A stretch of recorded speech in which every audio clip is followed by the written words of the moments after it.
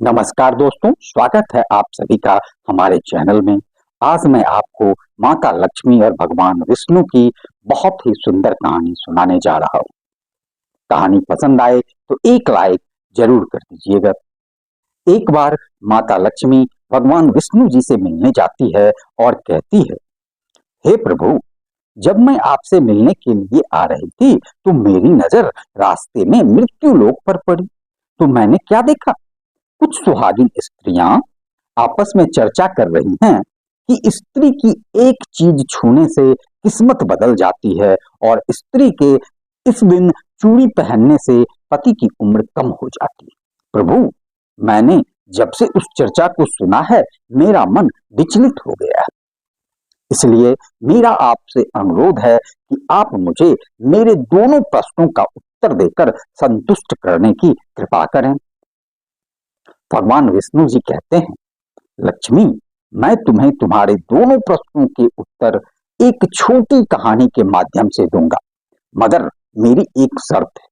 मैं जब तक कहानी सुनाऊं तब तक पूरा मन लगाकर कहानी सुनना और कहानी पूरी सुनना, क्योंकि आधी अधूरी कहानी सुनने से आधा अधूरा ही ज्ञान प्राप्त होता है, जो जीवन में कभी काम नहीं आता। फिर भगवान विष्णु की बात सुनकर माता लक्ष्मी जी कहती हैं, ठीक है प्रभु, मैं आपको वचन देती हूँ कि कहानी पूरे मन से सुनूंगी। आप कहानी प्रारंभ कीजिए। भगवान विष्णु कहते हैं, लक्ष्मी, एक नगर में एक सेठ रहता था। वह बहुत ही संपन्न था। उसके पास सब कुछ था, आलीशान दुकान थी, महल था, धन की कोई कमी नहीं। सेठ के 3 बेटे थे। तीनों बेटों की शादी हो चुकी थी। सेठ की 3 बहुएं थी। उनका स्वभाव बहुत ही अच्छा था। अपने सास ससुर और पति की खूब सेवा किया करती थी, इसीलिए घर में सुख शांति का वातावरण था। सेठ का बड़ा लड़का अच्छा स्वभाव का नहीं था, इसलिए सेठ के बड़े लड़के की उसके माँ बाप से नहीं बनती थी। इसीलिए सेठ ने अपने बड़े बेटे को धन नहीं दिया और अपना सारा धन अपने दोनों छोटे लड़के और तीनों बहुओं में बांट दिया था, जिसकी वजह से बड़े लड़के की आर्थिक स्थिति अच्छी नहीं थी। भगवान विष्णु कहते हैं, लक्ष्मी, एक बार सेठ अपने मन में सोचता है कि भगवान ने मुझे सब कुछ दिया है पर एक बेटी नहीं दी। यदि एक बेटी होती तो मैं अपने मन की सारी बातें अपनी बेटी को बताता और बेटी को बहुत दुलार करता। सेठ सेठानी के साथ अपना जीवन जी रहा था, मगर एक बेटी की कमी सेठ को हमेशा खलती रहती। सेठ हमेशा अपने घर के पास स्थित मंदिर में श्री राधा के दर्शन करने जाया करता था। एक दिन जब सेठ जी मंदिर में राधा के दर्शन गए, उस दिन मंदिर में एक संत पधारे थे। फिर सेठ को कुछ उदास देखकर संत ने सेठ से पूछा, तुम उदास क्यों हो? तो सेठ बोले, महाराज, मेरी कोई बेटी नहीं है, इसलिए मैं उदास हूँ। फिर संत मुस्कुराए और बोले, यदि जीवन में किसी का अभाव है तो उसकी जगह भगवान को बिठा लेना चाहिए। तो सेठ जी बोले, महाराज, मेरी तो कोई बेटी नहीं है, तो मुझे क्या करना चाहिए? फिर संत बोले, अरे सेठ, तुम एक काम करो, तुम बरसाने की बेटी श्री राधा को ही अपनी बेटी क्यों नहीं मान लेते हो? हे लक्ष्मी, इस प्रकार संत की बात सेठ को बहुत ही पसंद आई। उस दिन सेठ ने राधा का एक बड़ा चित्र मंगवाया और उसे अपने कमरे में लगा लिया। अब तो सेठ का जीवन पूरा बदल गया। वे उठते बैठते सोते जागते श्री राधा जी को अपनी बेटी मान करके उनसे बातें करने लगते थे, और इतना ही नहीं, सेठ को अपनी बेटी राधा से हर बात बताने में बहुत ही आनंद आता था। इस प्रकार सेठ की राधा में ऐसी लगन लगी कि जब भी वह दुकान पर जाते थे तो श्री राधा रानी को भोग लगा करके प्रसाद पाकर ही जाते थे, और शाम को लौटते थे तो राधा को प्रणाम करते और उनसे बातें करते और भोग लगाकर प्रसाद ग्रहण करते थे। हे लक्ष्मी, उस सेठ ने जब से राधा को अपनी बेटी के रूप में स्वीकार किया, वह हर समय प्रसन्नचित्त रहते। जब भी सेठ से कोई पूछता था कि तुम्हारे कितने बच्चे हैं, तो सेठ हमेशा यही कहता कि मेरे 3 बेटे, 3 बहुएं और एक बेटी है। हे लक्ष्मी, एक दिन सेठ जी के घर में चूड़ी पहनाने वाली मणिहारन आई तो राधा ने सोचा आज तो दिन ठीक नहीं है और आज के दिन तो चूड़ी पहनना अशुभ होता है। इसीलिए श्री राधा जी ने अपनी माया से उस मणिहारन की चूड़ियों का रंग खराब कर दिया, जिससे सेठ की बहुएं ने चूड़ी नहीं पहनी और मणिहारन को वापस जाना पड़ा। इधर जब 2 दिन के बाद वही मणिहारन उस चूड़ियों को देखती है तो चूड़ियां सुंदर हो चुकी थी। फिर मणिहारन उन्हीं चूड़ियों को लेकर सेठ के घर दोबारा जाती है तो सेठ की तीनों बहुएं चूड़ियां पहन लेती है और बाद में राधा भी चूड़ी पहनने के लिए प्रकट हो जाती है। और जब राधा प्रकट हो गई, मणिहारन ने जब राधा का स्वरूप देखा तो मणिहारन उन्हें देखते ही रह गई। फिर राधा रानी मणिहारन से कहने लगी मुझे भी चूड़ी पहनाओ।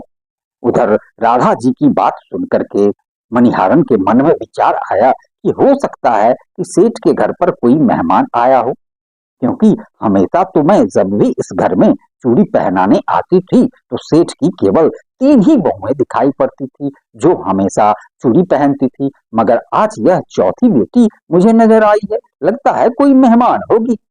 उस मणिहारन ने राधा जी को चूड़ियां पहना दी। अब राधा रानी चूड़ी पहन करके एक ओट में जाकर के अंतर्ध्यान हो गई। सभी को चूड़ियां पहनाकर मणिहारन हमेशा की तरह चूड़ियों का पैसा लेने के लिए सेठ की दुकान पर चली गई। फिर मणिहारन को देखते ही सेठ कहने लगा लगता है घर पर चूड़ियां पहनाने गई थी, तुम हमारी तीनों बहुओं को चूड़ियां पहना कर आई हो, यह लो अपने पैसे। मैं तुम्हें देखकर ही समझ गया कि तुम दुकान पर पैसे लेने के लिए ही आई। फिर सेठ ने मणिहारन को हर बार की तरह जितने पैसे देने थे उतने ही पैसे निकाल कर दे दिए। तो मणिहारन कहने लगी सेठ जी इस बार मैंने 3 जनों को नहीं बल्कि 4 जनों को चूड़ियां पहनाई है, इसलिए मैं इस बार ज्यादा पैसे लूंगी।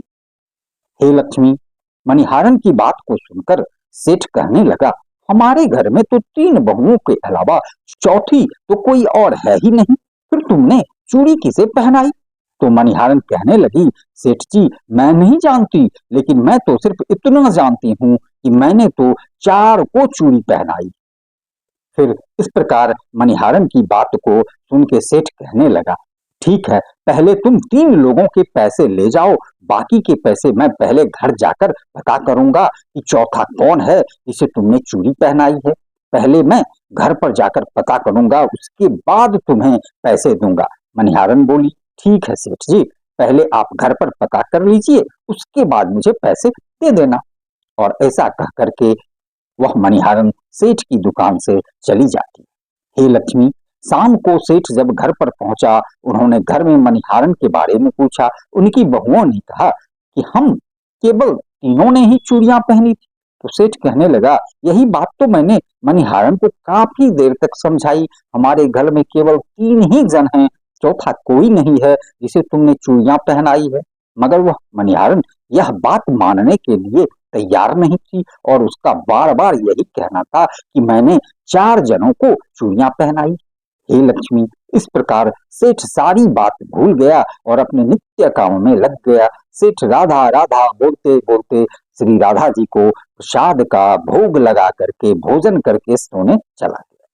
उधर जब सेठ को नींद आ गई तो उसके स्वप्न में राधा जी प्रकट हुई, उनकी आंखों में आंसू थे। सेठ ने पूछा बेटी उदास क्यों हो। तो श्री राधा बोलती हैं पिताजी आज मेरा मन बहुत दुखी, मैंने आज अपने पिता का घर समझ करके यहाँ आराम से चूड़ियां पहनी थी, परंतु पिताजी आपने उस मणिहारन को मेरी चूड़ियों का मोल नहीं चुकाया। पिताजी आपने मुझे बेटी तो बना लिया, परंतु आपको मेरी याद नहीं आई, आपने मुझे भुला दिया, इससे मैं बहुत दुखी हूँ। हे लक्ष्मी, इतना सुन करके सेठ सपने में ही रोता हुआ बोला बेटी मुझे क्षमा कर दो, मुझसे बहुत बड़ी भूल हो गई। और सेठ तुरंत ही नींद से उठा, उसकी आंखों से आंसू गिर रहे थे। सेठ ने तुरंत ही तिजोरी में से पैसे निकाले और उस मणिहारन के घर की तरफ चल दिया। सेठ ने मणिहारन के घर का दरवाजा खटखटाया। मणिहारन ने दरवाजा खोला और नजर उठाया तो देखा सेठ सामने खड़े हैं। तब मणिहारन कहने लगी सेठ जी इतनी रात को आप कैसे आना हुआ। और फिर मणिहारन सेठ को अपने घर के अंदर ले गई। सेठ की आंखों में आंसू भरे हुए थे। फिर सेठ मणिहारन से कहने लगा, तुम्हारे जैसा भाग्यशाली कोई नहीं है, तुम तो बहुत भाग्यशाली हो। तो मणिहारन कहने लगी, सेठ जी ऐसा क्या हुआ? तो सेठ बोला, मैंने राधा जी को अपनी बेटी बनाया है, परंतु मैंने उन्हें कभी भी अपने नेत्रों से नहीं देखा, लेकिन तुमने आज उन्हीं राधा जी को अपने हाथों से चूड़ियां पहनाई है। आज तुम्हारे जितना भाग्यशाली इस पृथ्वी पर दूसरा कोई नहीं। मैं तुम्हें अपने पुत्री की पहनी चूड़ियों का मूल्य चुकाने आया। और यह कह करके सेठ ने रुपयों से भरी हुई थैली मणिहारन के सामने रख दी और कहा, इसमें से जो भी लेना है ले लो। हे लक्ष्मी, जब मणिहारन ने सुना कि स्वयं राधा जी उससे चूड़ियां पहनने आई थी, तो मणिहारन की आंखों से भी आंसुओं की धारा बह निकली और मणिहारन बोले, सेठ जी मैं राधा रानी की चूड़ियों के पैसे कैसे ले सकती हूँ? ऐसा सौभाग्य किसे मिलता है जो मुझे मिला, और मैंने राधा को अपने हाथों से चूड़ियां पहनाई। मैं आपसे बिटिया राधा की चूड़ियों के पैसे कभी नहीं लूं। हे लक्ष्मी, परंतु सेठ नहीं माना। सेठ ने रुपयों से भरी थैली मणिहारन के घर पर ही रख दिया और वहां से सीधे घर आ गए और अपनी पत्नी को लेकर के श्री राधा जी के मंदिर में चले गए। और उस दिन के बाद सेठ ने अपना सब कुछ छोड़कर संन्यास ले लिया और अपना सारा जीवन राधा जी के मंदिर में राधा जी की भक्ति करते हुए बिता दिया। हे लक्ष्मी, इधर तो सेठ मंदिर में राधा जी की भक्ति का दीवाना हो जाता है और अपनी पत्नी के साथ मंदिर में ही रह के राधा रानी की भक्ति करने लगता है। उधर राधा रानी सेठ के बड़े लड़के के सपने में पहुंच जाती है और कहती है, तुम अपनी माँ की सेवा नहीं करते हो, इसीलिए तुम्हारी यह स्थिति है। तुम आज से ही अपनी माँ के चरण स्पर्श करना प्रारंभ कर दो। रातों रात में तुम्हारा भाग्य कैसे बदलता है।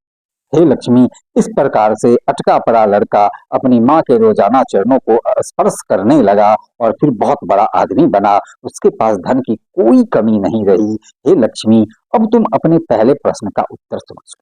तुम्हारा पहला प्रश्न था कि स्त्री की कौन सी चीज उसे बिना बताए छूने से रातों रात भाग्य बदल जाता है। तो ठीक से समझ लो, जो इंसान सेठ के लड़के की तरह अपनी माँ के चरणों की सेवा करता है, माँ के चरणों का अमृत पान करता है, उसका सोया हुआ भाग्य जाग जाता है और एक दिन ऐसा इंसान बहुत बड़ा आदमी बनता है।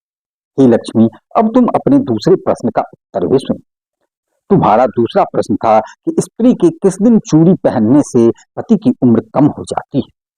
तो समझ लो, जिस दिन मणिहारन सेठ की तीनों बहुओं को चूड़ियां पहनाने के लिए आई, तो राधा जी ने देखा कि उस दिन मंगलवार है, इसलिए राधा जी ने अपनी माया से उन चूड़ियों को काला कर दिया, जिससे सेठ की बहुओं को चूड़ियों का रंग पसंद नहीं आया। और फिर मणिहारन अगले 2 दिन के बाद यानी शुक्रवार को आती है, तो चूड़ियों का रंग सुंदर हो जाता है और सेठ की तीनों बहुएं और राधा चूड़ी पहन लेती है। इस तरह हमेशा के लिए सचेत रहने के लिए राधा रानी सेठ के बड़े बेटे की तरह सेठ की तीनों बहुओं को सपने में आती हैं और चूड़ी का महत्व बताते हुए कहती है कि हर सुहागिन स्त्री को चूड़ी पहनने से पहले कुछ बातों का विशेष ख्याल रखना चाहिए। पहली बात कि हर एक सुहागिन स्त्री को 21 चूड़ी पहननी चाहिए। दूसरी बात, नई चूड़ी हमेशा सुबह या शाम को पहननी चाहिए। और तीसरी बात, नई चूड़ी हमेशा रविवार या शुक्रवार को ही पहनना चाहिए। इस दिन चूड़ी पहनने से पति की उम्र बढ़ती है। चौथी बात, चूड़ी मंगलवार और शनिवार को न तो खरीदनी चाहिए और ना ही पहननी चाहिए, इससे पति की उम्र कम होती है। चूड़ी 16 श्रृंगार में एक अहम हिस्सा है, इसलिए जब भी चूड़ी पहनो तो सोच समझकर ही पहननी चाहिए। दोस्तों, यदि आपको यह कहानी पसंद आई तो प्लीज हमारे चैनल को सब्सक्राइब अवश्य करें एवं भगवान विष्णु और लक्ष्मी के लिए एक लाइक करना न भूलें। बोलिए जय श्री राधे राधे।